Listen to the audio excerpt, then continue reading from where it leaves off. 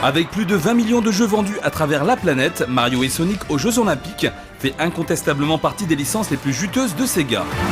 Les deux mascottes ont donc décidé de remettre le couvert cette année avec un épisode entièrement consacré aux Jeux Olympiques de Londres 2012.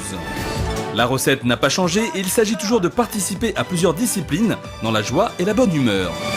Fidèle aux habitudes de la série, Mario et Sonic aux Jeux Olympiques de Londres 2012 permet d'incarner différents personnages issus des deux univers. On peut donc de nouveau compter sur la présence de Luigi, de Tails, de Peach, d'Amy, de Bowser ou bien encore du Dr Robotnik, tous prêts à se disputer la victoire sur la vingtaine d'épreuves officielles que contient le jeu. Si la natation, l'athlétisme et la gymnastique étaient déjà présents dans les volets précédents, le cyclisme, le beach volley ou bien encore le canoë-kayak font partie des nouveautés que pourront découvrir les fans.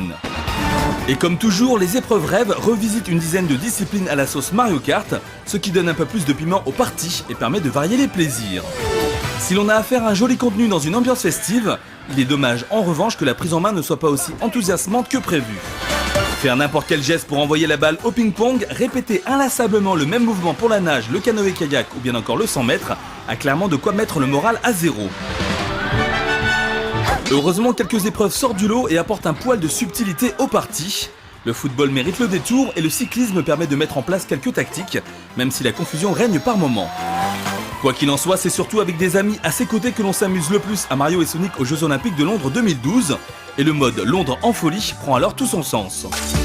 À l'image de Mario Party, ce mode permet à 4 joueurs de se déplacer sur un plateau, avec quelques bonus et une cinquantaine de défis entrecoupés d'épreuves olympiques. Du coup, on regrette que le mode en ligne ne se limite qu'à de simples classements, car il y avait sans doute mieux à faire. Au final, Mario et Sonic aux Jeux Olympiques de Londres 2012 s'inscrit dans la lignée de ses prédécesseurs, avec une multitude d'épreuves olympiques et une bonne dose de convivialité. Le gameplay ne révolutionnera peut-être pas le genre et le jeu en ligne manque cruellement, mais les innombrables bonus à débloquer accordent une durée de vie solide au titre de Sega. Félicitations! La note jeu actu, 13 sur 20.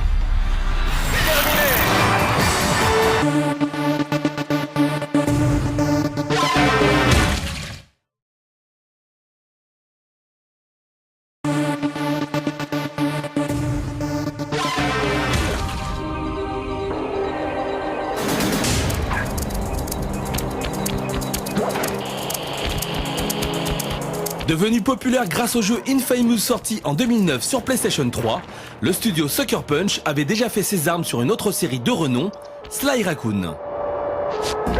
3 épisodes sortis sur PlayStation 2 et qui s'étaient fait remarquer par leur grande qualité, que Sony nous propose de redécouvrir aujourd'hui à travers cette compilation tout en HD.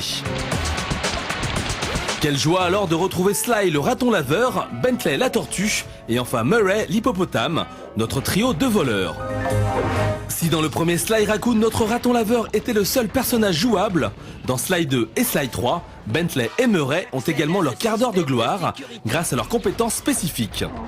Mélange subtil et bien pensé entre action, plateforme et infiltration, The Sly Collection offre alors un gameplay parfaitement équilibré et qui permet aux joueurs de varier les actions et les situations pour ne jamais tomber dans une certaine lassitude. La prise en main est toujours aussi facile et prendre le contrôle de nos 3 héros est une vraie partie de plaisir. En plus de ce gameplay aux petits oignons, The Sly Collection nous rappelle à quel point les graphismes étaient réussis à l'époque, grâce à l'utilisation du cel shading, et il faut bien avouer que les 3 jeux n'ont nullement perdu de leur superbe. Aidez-moi, s'il vous plaît!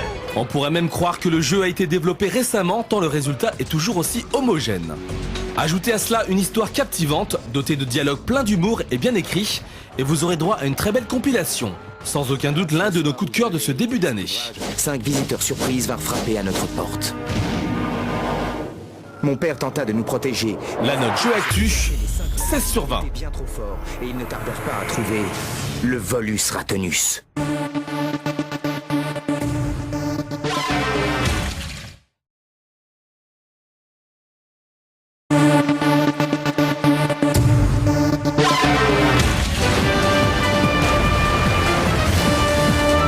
Infatigable, la licence Pokémon poursuit son petit bonhomme de chemin et 15 ans après ses débuts, la voilà qui débarque à nouveau sur DS avec les versions or et argent, remake des épisodes sortis sur Game Boy Advance et qui se distingue cette année par la présence d'un Pokéwalker, un accessoire qui devrait prolonger l'expérience en dehors de votre console.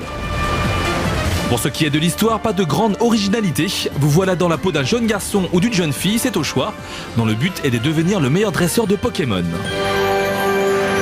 Après avoir choisi sa créature, il est grand temps de partir à l'aventure, d'affronter d'autres Pokémon afin de gagner de l'expérience et rencontrer également d'autres dresseurs. Les bases n'ont finalement pas changé avec un système de jeu identique aux précédentes versions. Puisqu'on est en face d'un jeu de rôle, l'idée est de se balader dans les villages, parler avec les habitants et de temps en temps participer à des combats souvent rudimentaires. Ces derniers sont d'ailleurs agrémentés de subtilité avec la possibilité d'utiliser des bonus pendant les affrontements pour tenter de prendre le dessus. Choisir en plus une créature plus qu'une autre est aussi une tactique recommandée, certains Pokémon étant plus aptes à combattre d'autres monstres. Bref, rien de bien nouveau si ce n'est des ajouts en termes de contenu avec de nouvelles quêtes à réaliser, des aires de jeu plus grandes, de nouvelles arènes, etc. etc. Bref, les développeurs ont tout fait pour que l'expérience de jeu soit encore plus longue que dans les volets précédents. De nouvelles zones ont été aussi implémentées comme le parc Safari, la zone de combat et le dôme de Pokéathlon.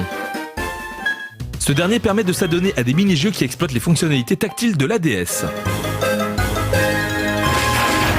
Pas franchement palpitantes, ces épreuves qui demandent un minimum de gestion de la part du joueur ont le mérite de détendre entre deux séries de combats.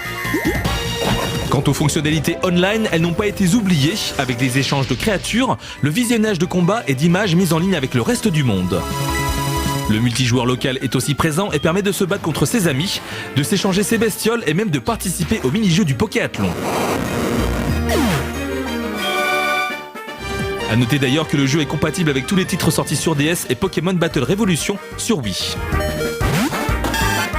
En ce qui concerne le Pokéwalker, il s'agit d'un véritable podomètre aux couleurs d'une Pokéball fournie en bundle avec le jeu. Cet objet permet d'importer le Pokémon de son choix et de se balader avec lui après avoir choisi une zone virtuelle à visiter. Chacun de vos pas rendra plus fort votre Pokémon. Les pas comptabilisés sont ainsi convertis en watts et utilisés comme monnaie d'échange à travers l'écran de l'appareil. Plus qu'un gadget, le Pokéwalker permet de combattre à travers des mini-jeux, de gagner de l'expérience, de découvrir de nouvelles zones, de trouver des trésors et surtout de dénicher des Pokémon qui ne le sont que par ce biais. Astucieux. Dommage par contre que côté graphisme, ça soit toujours la même chose depuis presque une décennie. La note jeu actu, 15 sur 20.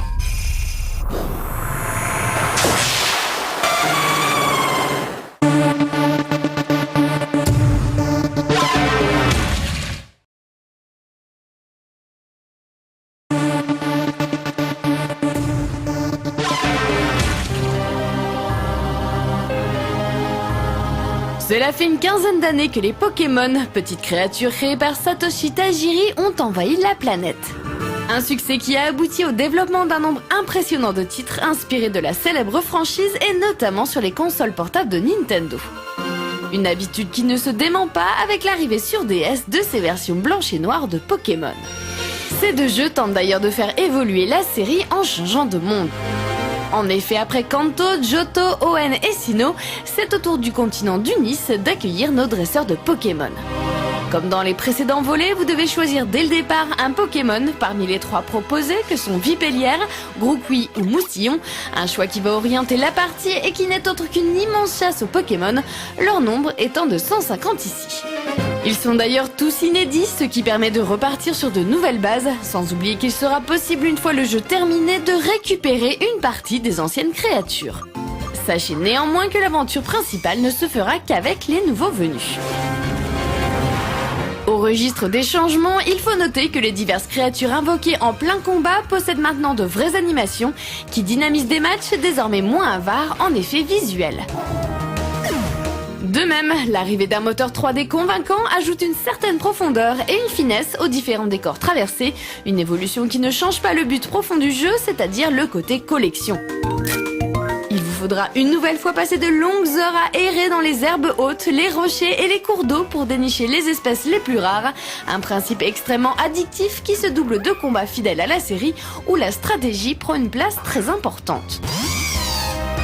Que ce soit la version blanche ou noire, le titre de Nintendo exige de connaître son équipe de attentifs, même si cet épisode se montre un peu trop accessible avec des capsules techniques illimitées. Heureusement, le côté communautaire est mis en avant avec le 7GIR, un objet qui permet d'activer les fonctions Wi-Fi et infrarouge du jeu. Ce dernier est pensé pour tirer parti au maximum de la connectivité sans fil de la DS et permet d'accéder à des zones de jeu virtuelles où les joueurs proches peuvent se rencontrer et même au rêve des Pokémon via un PC. Un contenu solide donc, mais qui n'empêche pas le titre de Nintendo d'apparaître plus comme une grosse mise à jour que comme un vrai renouveau de la saga. Peut-être avec Pokémon version grise, qui sait. La note Jeu Actu, 15/20.